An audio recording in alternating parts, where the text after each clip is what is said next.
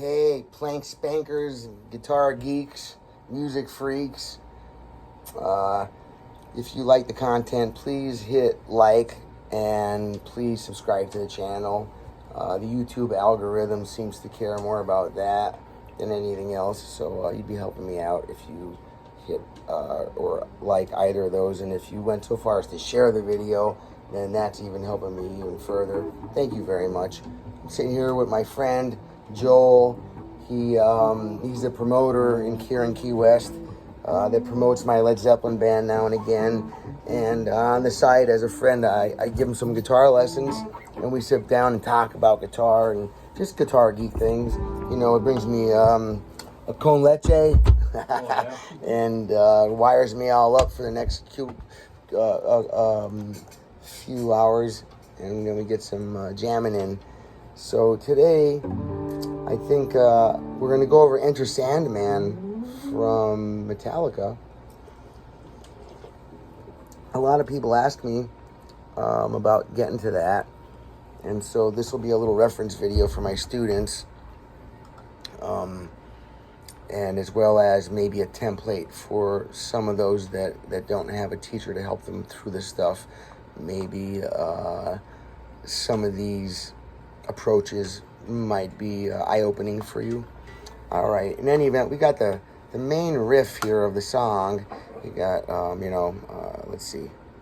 So the notes I'm using, 7th fret, A string, and then open 6th string or E string. In my mind, I'm breaking this down into 3 little parts. 1, part 2, which is starting from the same fret and note as last phrase. The first phrase is 7th fret, 5th string, 6th fret open, and then the next fret or the next phrase is 7th fret A string again or 5th string to the 5th fret of the string under it, which is the 4th string or D string. So now so far we have 4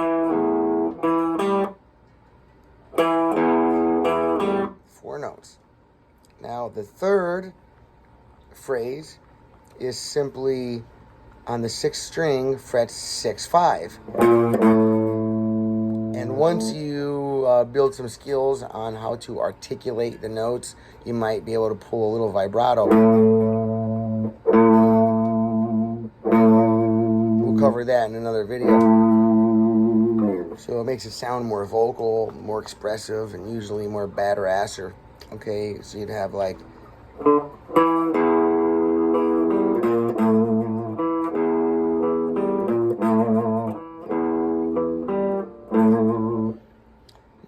This other riff they put in there. This song builds and builds and builds. In the beginning, it's just acoustic, and then electric comes in, and then dun, dun, dun, dun, dun, dun.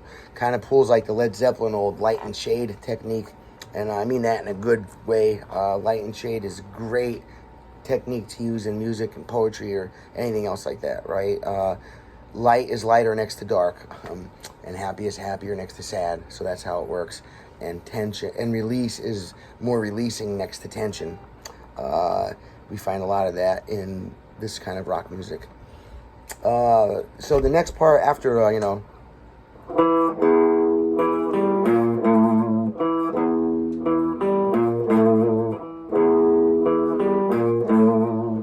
goes on for a whole bunch of times, and then the other guitar starts going.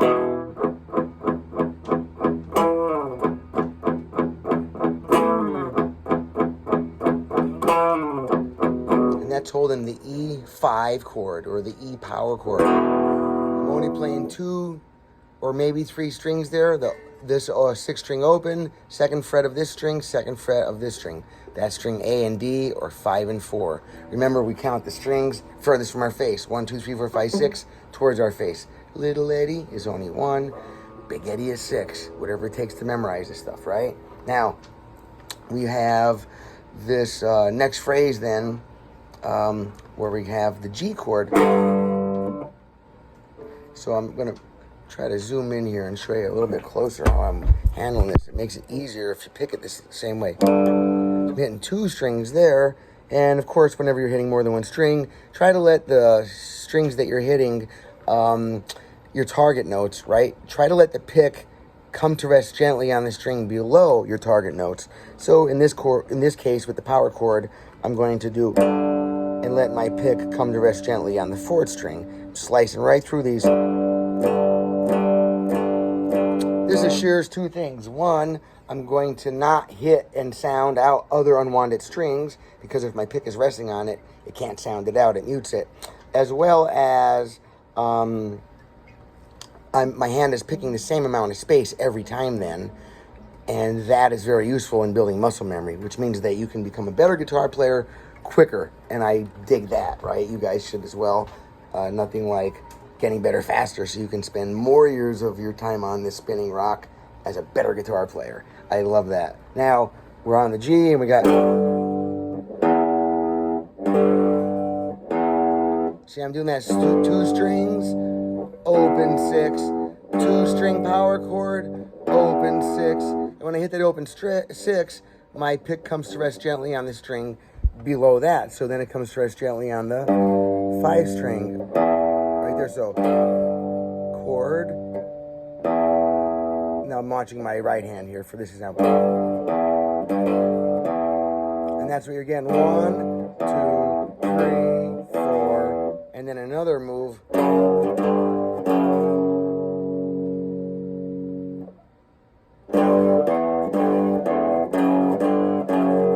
All over again.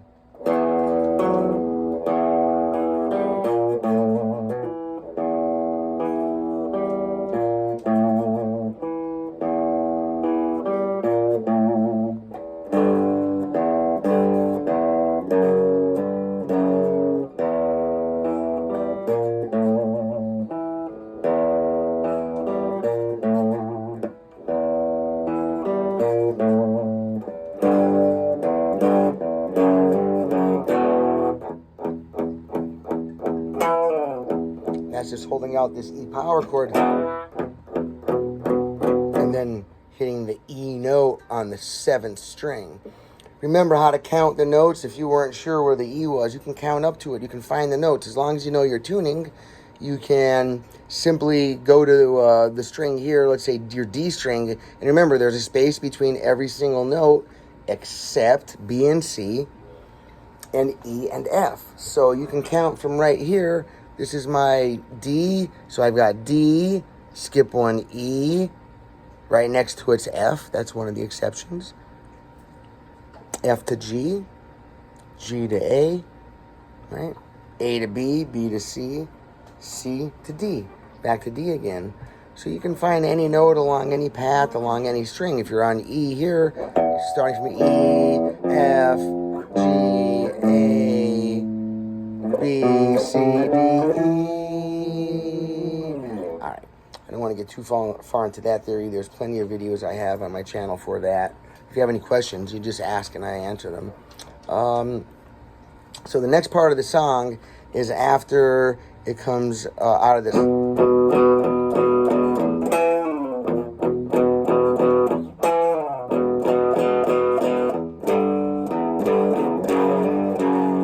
Now it's going to do the same movement physically with your hand as riff 1, which is...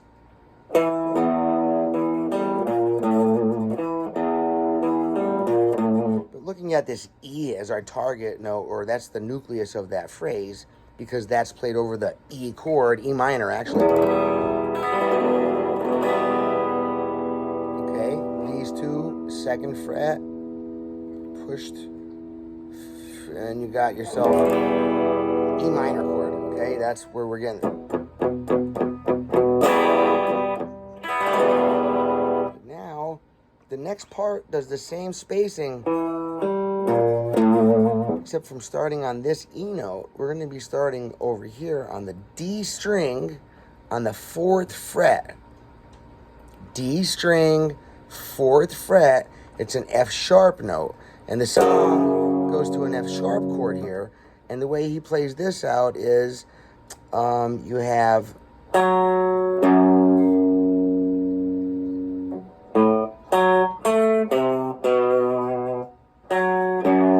So this F sharp on your low E string is actually Can you tell him I'm making a video? So he has to be quiet. It'll be closed at 7. So right here we've got F sharp, and the F sharp is in place of where you were using the E before. Then right now that's the F sharp. So instead of, now we got F sharp, and then taking over here with the D string. Okay, so you got,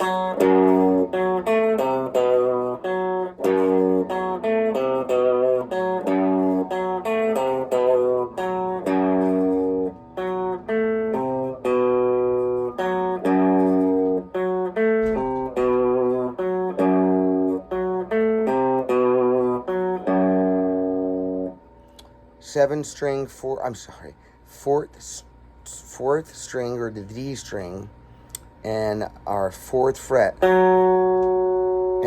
to your 6th string, 2nd fret. That's the first 2 notes, or part 1, which takes the place of,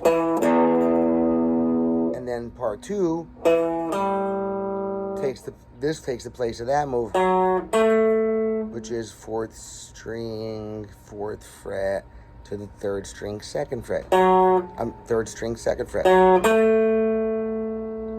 And then this place, 6th and 5th fret of the 6th string turns into the 3rd and 2nd fret of the 5th string. 3rd.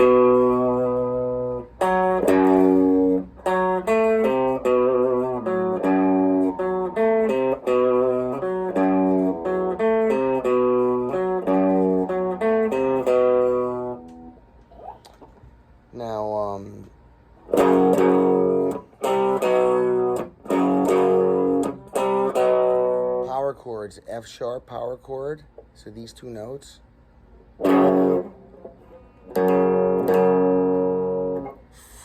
5th string root note, 5th string and 4th string now on frets 3 and 5, and we're gonna, that's a C power chord. Slides down, C to B, because there's no space between, remember, C and B, or E and F. So right here we got.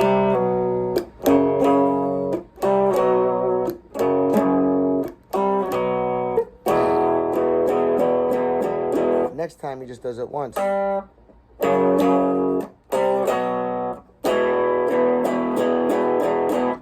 to never land, or whatever, right? Then back to.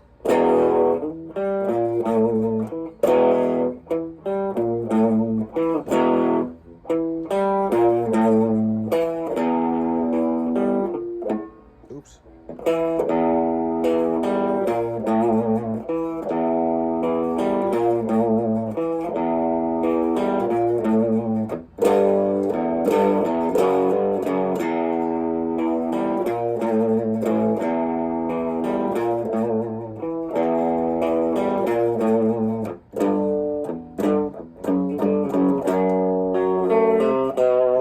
Bigger hand or a slimmer guitar neck, you can thumb over it. And that depends. If you're wearing your guitar high or you're sitting down, the thumb over might not work as easy.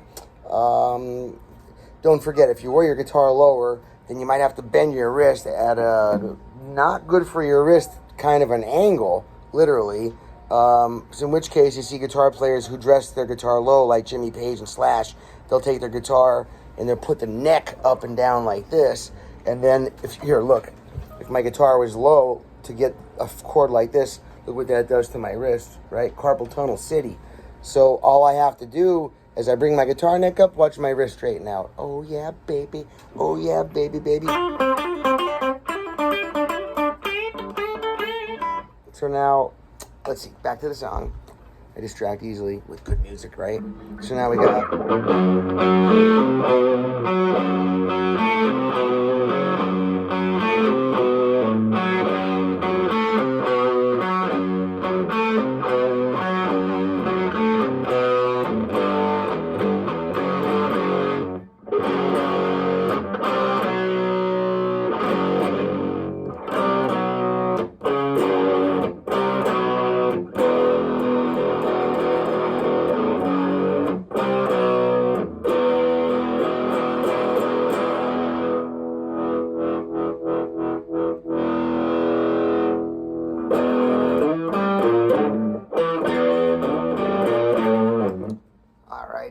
put out a couple more videos for this song, Enter Sandman, because they got a cool, really cool solo in this.